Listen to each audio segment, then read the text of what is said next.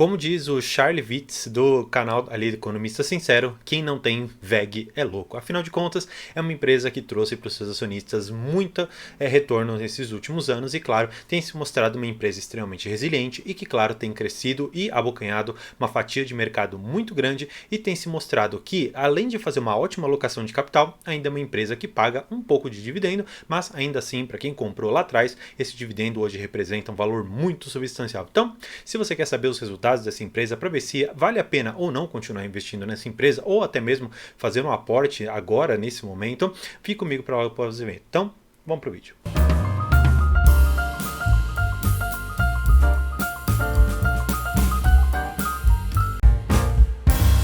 Bem, indo aqui exatamente para os resultados da VEG, direto aqui para a tela, eu vou colocar para vocês aqui alguns números e depois eu vou fazer uma análise um pouco ali detalhada sobre alguns aspectos que eu considero extremamente importantes nessa empresa que você deve ficar atento, mas é uma empresa sim que eu acredito que deve estar no portfólio de diversas pessoas, afinal de contas, ela é uma empresa que faça sol, faça chuva, ela está apresentando lucro, ela está apresentando crescimento, ela está demonstrando diversificação nas suas fontes de receita e, consequentemente, acaba sendo uma das empresas com uma cotação bastante elevada e, consequentemente, também o seu dividendo acaba ficando um pouco reduzido em relação ao seu preço de compra, mas para quem fez a compra lá dessa empresa lá atrás, teve hoje um resultado muito bom. Então, olhando aqui para os destaques operacionais, nós temos aqui uma receita líquida de 7 bilhões de reais, 7 bilhões e 700 milhões de reais, um aumento aqui de 12% em relação ao primeiro trimestre do ano passado e em relação ao quarto tri, nós tivemos um aumento de 3,6%. Então, nesses 3 meses, basicamente, a gente está conseguindo lucrar aqui 1,2% por mês. Então, nós estamos vendo que é algo próximo ou, se não, melhor ali do que a taxa Selic só em crescimento. Então, olhando aqui para outras questões, como o EBITDA, que como eu sempre comento aqui no canal, é um indicador que eu não gosto de ver, mas ainda assim a margem EBITDA está aqui em quase 22% e em quase 1 bilhão e 700 milhões de reais de EBITDA, 37% superior do que o primeiro trimestre de 22 e 8,3% superior do que o quarto trimestre do ano passado. O ROIC, que é um indicador bastante interessante sobre o retorno do capital investido, atingiu aqui 31,4% de crescimento, então teve 1,7 pontos percentuais de aumento em relação ao primeiro trimestre de 2022 e teve 2 pontos percentuais em relação ao quarto trimestre de 22, então mostrou-se aqui que é uma empresa muito resiliente. Claro, olhando aqui para a mensagem da administração, eu não vou fazer uma leitura de tudo isso, só de alguns pontos principais aqui que eu já tinha feito. O que eles colocam aqui? Que nos principais segmentos aqui que eles atuam, que tem relacionado a óleo, gás, papel, celulose e mineração, claro, ele não atua, a VEG não atua especialmente nesses setores, como extrator ali do minério ou do papel, da celulose, ela faz o motor, ela faz ali toda uma engenharia por detrás para que consiga entregar uma máquina para essas empresas que têm esse core business e ela faz, vamos dizer assim, essa parte tecnológica. Por que eu digo tecnológica? Porque quando nós olhamos ali, por exemplo, uma planta de mineração, para quem nunca viu, é mais ou menos assim. Você tem os tratores e você tem ali as escavadeiras e tudo mais, que eles retiram aquele minério e depois eles colocam numa planta. Essa planta, ela tem uma esteira que faz uma rolagem ali e essa rolagem ali, essa esteira, ela não pode falhar e ela tem que ter uma forma de tração a ponto de não danificar muito ali o minério, a ponto de não travar, a ponto de não trazer um prejuízo na questão operacional. E além de tudo isso, existe também uma segurança e uma previsibilidade de aqueles motores, de que toda aquela engenharia ela vá funcionar e não vá no meio de uma operação, enquanto as condições climáticas estiverem boas, falhar para deixar ali o empresário na mão. Então, olhando para isso, é bastante interessante. Eles colocam aqui algumas questões como também motores elétricos. Nós sabemos que a VEG ela fez um contrato bastante interessante ali para fornecimento de motores elétricos e isso vai trazer no curto, no médio e também no longo prazo ótimas receitas para ela. Agora, eu aqui faço uma provocação para vocês e eu vou até trazê-los aqui para mim. Nós sabemos, ou pelo menos imaginamos, que o motor elétrico ele vai substituir o motor a combustão e, consequentemente, num futuro não tão distante, nós teremos majoritariamente carros elétricos ao invés dos carros a combustão movidos ali petróleo e álcool. E aí fica aqui a minha dúvida e até uma curiosidade que eu queria saber de vocês. Qual que é o melhor momento da cadeia produtiva para você estar exposto? Então, eu vou aqui reformular com as empresas específicas. Nós temos, por exemplo, a Vale. A Vale, ela traz ali a exploração do níquel, que é o minério necessário para você ter o motor ali elétrico, para você ter a bateria para fazer com que esse motor ele funcione. Então você pode investir em Vale. Ou será que é interessante você investir na empresa que fabrica o motor para as empresas que vão produzir os seus carros elétricos, como por exemplo a WEG? Ou talvez seja interessante você investir diretamente numa das principais montadoras ali de carros elétricos, que é a Tesla.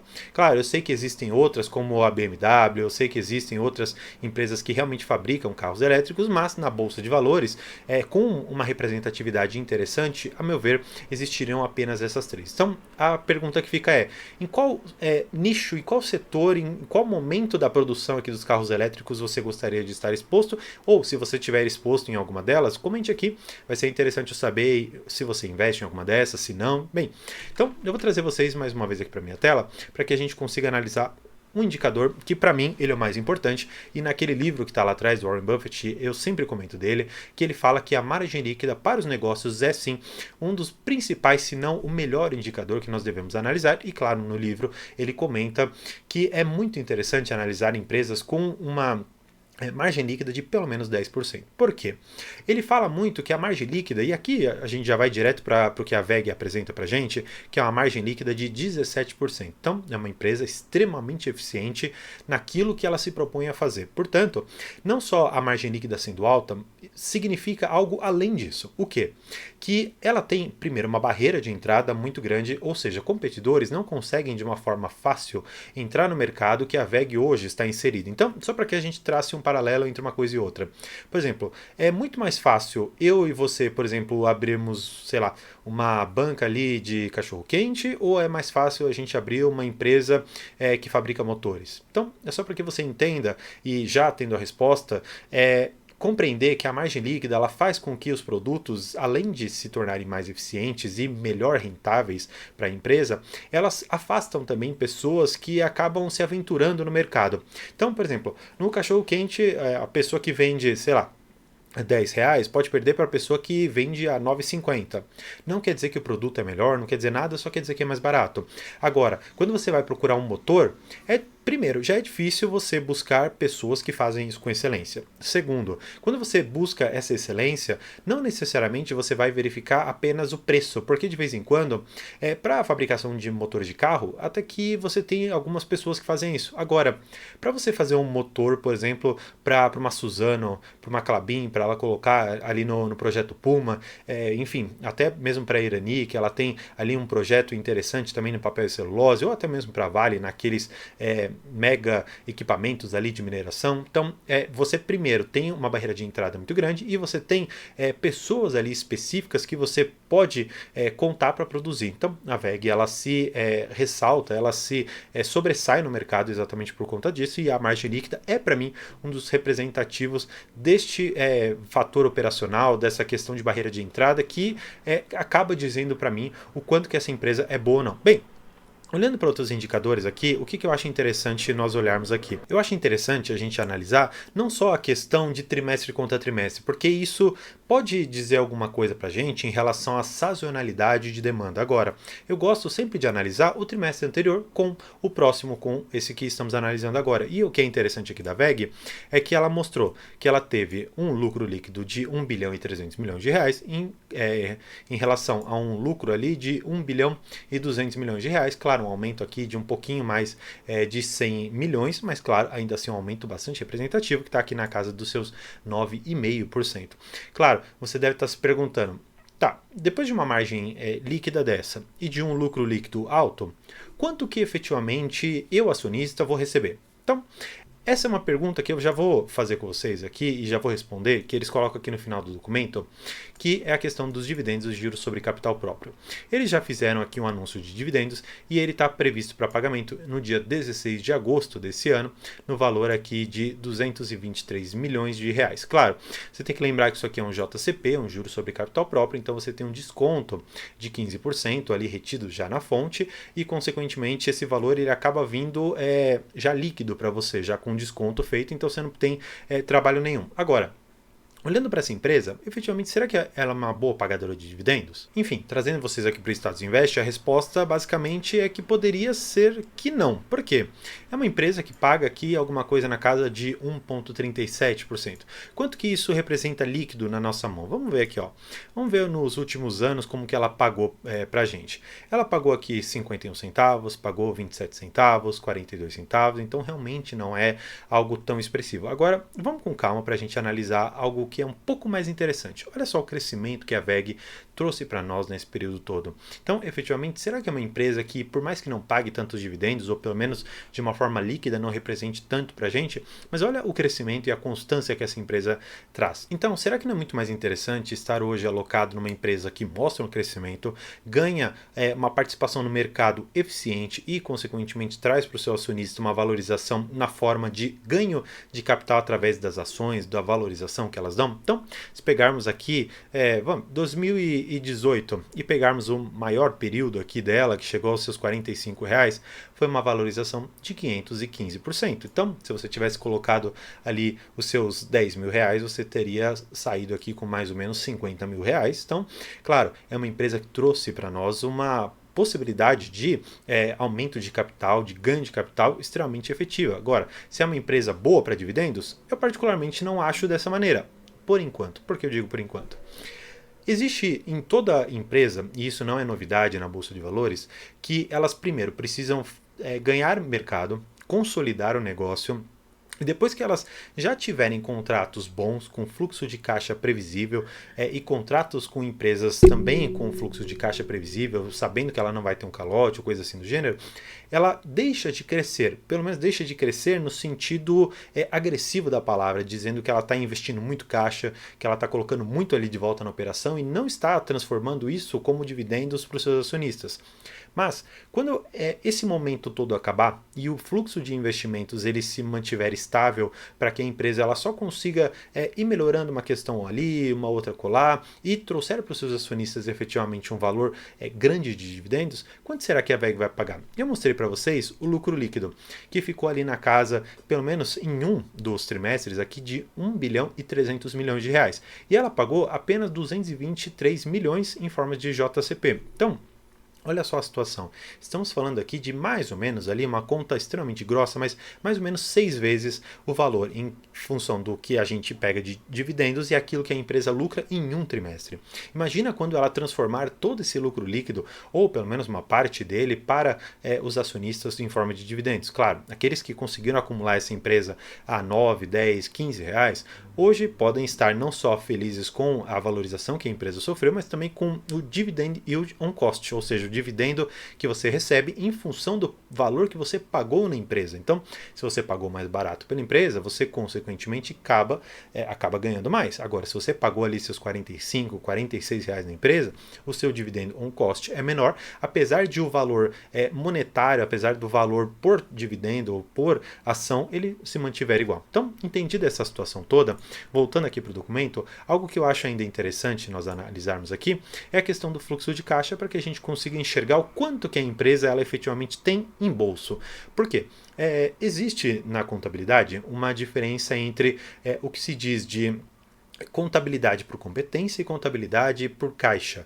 Por competência é mais ou menos assim, eu tenho a receber em 12 meses, então eu já junto tudo isso aqui e coloco como se eu tivesse neste exato momento esse lucro, mas eu não tive porque eu vou receber em 12 meses. O caixa significa tudo aquilo que está efetivamente no caixa, mesmo que eu vá receber mais coisas para frente, isso não é contabilizado no momento. Então, o fluxo de caixa, olhando aqui efetivamente o que a empresa tem no bolso, é muito interessante porque mostra que ela saiu ali de 4 bi 450 para 5 bi 100. Então nós temos aqui um retorno mais ou menos de 623 milhões de um trimestre para o outro, porque ele coloca aqui o caixa de dezembro de 22 e o caixa de março de 23. E claro, considerando que nós já estamos ali quase beirando maio, essa empresa já tem mais 2 meses de lucro para colocar ali dentro. Então, efetivamente, ela tem uma questão muito boa, que é em relação ao seu operacional, o quanto que ela conseguiu gerar a mais. Em relação aos seus investimentos, o quanto que ela investiu na empresa, que foram aqui 340 milhões, e o quanto que ela tem de dívidas. Então é importante essa questão do financiamento, nós ficarmos de olho para ver se trata de uma empresa alavancada ou não. Agora, olhando aqui para os custos dos produtos, que também é algo bastante importante, afinal de contas, todos os produtos no geral eles tiveram um encarecimento e nós sabemos a razão de tudo isso. E aqui a WEG ela mostra algo quase que surpreendente para a gente. Por quê? Ela coloca que de um trimestre para o outro ela teve uma redução nos seus custos de produtos por 7,5%. Então, nós tivemos aqui um custo por produto de 5 bi 150 milhões em função de uma outra despesa aqui que nós tínhamos de 5 bi 564 milhões de reais. Então, essa empresa ela tem mostrado para nós de uma forma extremamente clara que ela é sim eficiente na forma não só de operacionalizar seu business, né, o seu próprio negócio, mas também ela consegue fazer negociações ótimas em relação às suas despesas. Bem, olhando para as questões da receita líquida operacional, também vem crescendo, mostrando o quanto que vem do mercado interno, que é esse azul mais escuro, e mercado externo, que é esse azul mais claro. Então, sempre se mantiveram aqui numa proporção muito clara de metade para cada um. Claro, com variações para cima, para baixo, porque depende exclusivamente de demanda, mas ainda assim é algo extremamente tranquilo para a empresa. Agora, o que eu queria mostrar para vocês em relação a alguns números que eu acho muito importante, seria exatamente aqui a alavancagem da empresa, o que o traz para uma situação financeira extremamente tranquila. Por quê? Olha só que interessante. E aí a gente vai aprender a analisar exatamente como que se faz isso aqui. Então, nós temos aqui para disponibilidade de aplicações 5 bi 600. Aí o que acontece? Existem instrumentos financeiros derivativos, a questão de financiamentos e efetivamente o quanto de caixa líquido que nós temos. Então, olha só que interessante como eles colocam aqui, que a duration total do endividamento era de 10,3 meses em março de 2023. Ou seja, em menos de um ano, em relação àquilo que a empresa ela produz de lucro, ela consegue pagar todas as suas dívidas. Então, isso você consegue ver como aqui, por exemplo, no Status Invest. Você consegue ver aqui nesse indicador que é a dívida líquida sobre EBITDA. O que quer dizer, de uma certa maneira, que em relação a toda a dívida da empresa que ela tem, dividido pelo EBITDA, que seria os ganhos que a empresa tem antes de você descontar tributos, juros e outras coisas, você tem aqui um indicador negativo. O que significa isso?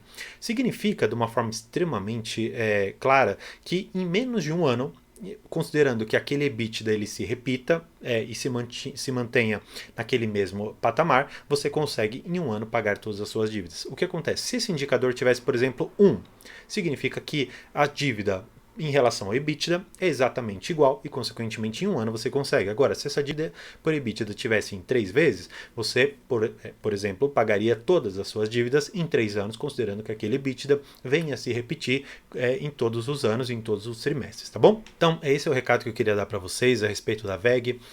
Mais uma vez, brincando aqui, quem não tem WEG é louco, né? O Charles, ele sempre tem esse bordão ali no canal dele, eu acho bastante interessante. E eu, particularmente, por mais que o Charles ele diga isso, eu não tenho WEG em carteira e não pretendo ter a WEG, pelo menos neste momento. Eu não me preocupo se em algum momento eu vou ter que pagar um pouco mais caro por essa empresa, desde que ela demonstre para mim que ela chegou no momento de investimentos em que ela vai começar a traduzir isso em retorno para o seu acionista. Porque, por mais que hoje eu esteja vendo a empresa crescer, que eu esteja vendo ela dar frutos efetivamente, ganhando participação de mercado, essa questão industrial, para mim, ela ainda é um pouco conturbada. Por quê? Eu não tenho, e eu imagino que ninguém tenha a certeza de que os carros elétricos eles vão ser efetivamente o futuro, e a WEG e muitas pessoas apostam nesse crescimento da empresa em função dos carros elétricos. Só que em algumas entrevistas ali que eu vi, alguns podcasts e alguns vídeos assim no geral que eu acabei vendo, eu pude perceber que por mais que a demanda por carros elétricos seja interessante, eu comecei a perceber um gargalo ali, especialmente na parte de distribuição e de geração dessa energia. Por quê? Eu vi um vendedor da BMW, ele estava ali no podcast e ele falou, olha, eu adoro carros elétricos, eu acho muito legal, agora, dentro da minha empresa, dentro ali da concessionária que eu tenho de carros, tem alguns carros elétricos e eu só posso carregar um por vez, porque a demanda de energia ela não é suficiente para suprir aquilo que eu preciso. Então, será que efetivamente, nas condições atuais que nós temos dos carros elétricos e na questão da distribuição de energia, na transmissão e, claro, também na geração, será que nós não vamos ter uma questão ambiental que pode afetar os carros elétricos e, consequentemente, uma parte da receita da WEG? Por que eu digo uma parte? Porque ela tem ali o core dela, que é o principal, na questão ainda dos motores para as empresas e numa questão industrial ainda forte. Mas ainda assim ela não é uma demanda cíclica. É uma demanda que, por exemplo, você tem ali o motor e você produz esse motor, você vende e depois você fica um bom tempo sem produzir um outro motor daquele tamanho. Claro, eu não estou dizendo aqui que não haja planos para manutenção, reparo e tudo mais, que a empresa ganha por esses serviços também. Agora, o interessante é notarmos se todo esse crescimento e market share que a empresa está ganhando efetivamente vai se consolidar, porque ganhar ela está ganhando, agora consolidar seria um patamar além daquilo que nós enxergamos hoje. Portanto, quem tem VEG é louco? Não sei. Me diga aqui no comentário se você tem essa empresa e, claro, não se esqueça de se inscrever, porque quando eu atingir os 2.000 inscritos, eu vou fazer uma live aqui no canal com diversos temas e claro, como eu comentei aqui, a live ela tem uma maneira de começar, mas não tem uma maneira de terminar, porque eu vou deixar aberto aqui o chat e vou conversar com vocês, vou fazer uma análise de carteira de alguns que se propuserem ali a conversar comigo e claro, eu espero aqui que você tenha gostado do vídeo e também do canal. Então, por hoje é isso, muito obrigado e tchau!